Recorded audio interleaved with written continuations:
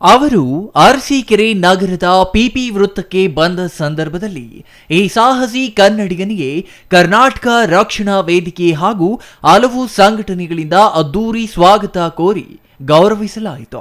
ನಂತರ ಮಾತನಾಡಿದ ಈರಣ್ಣ ಕೊಂದರ್ಗಿ ಮಠ, 68ನೇ ಕನ್ನಡ ರಾಜ್ಯೋತ್ಸವ ಹಾಗೂ 50ರ ಸುವರ್ಣ ಕರ್ನಾಟಕ ಸಂಭ್ರಮದ ಅಂಗವಾಗಿ ಕನ್ನಡ ನಾಡು ನುಡಿಯ ವಿಶಿಷ್ಟ ಜಾಗೃತಿಗಾಗಿ ಕಲಬುರಗಿ ಜಿಲ್ಲಾಡಳಿತ ಭವನದಿಂದ ಬೆಂಗಳೂರು ವಿಧಾನಸೌಧದವರೆಗೆ ವಿಶೇಷ ಬೈಕ್ ಮೂಲಕ ಕನ್ನಡ ಜಾಗೃತಿ ಅಭಿಯಾನ ಮಾಡುತ್ತಿರುವುದಾಗಿ ಹೇಳಿದರು.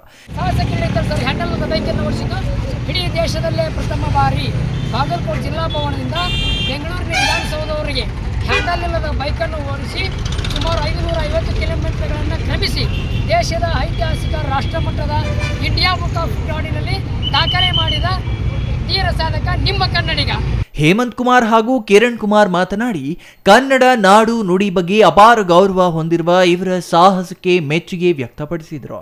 ಕಣ್ಣನಕಟ್ಟಿ ಕುಮಾರ್, ಮಲದೇವನಹಳ್ಳಿ ಮಂಜು, ದರ್ಶನ್ ಇನ್ನೂ ಹಲವರು ಈ ಸಂದರ್ಭದಲ್ಲಿ ಭಾಗವಹಿಸಿದರು. Chandru Yadav, CTV news, Arsikere.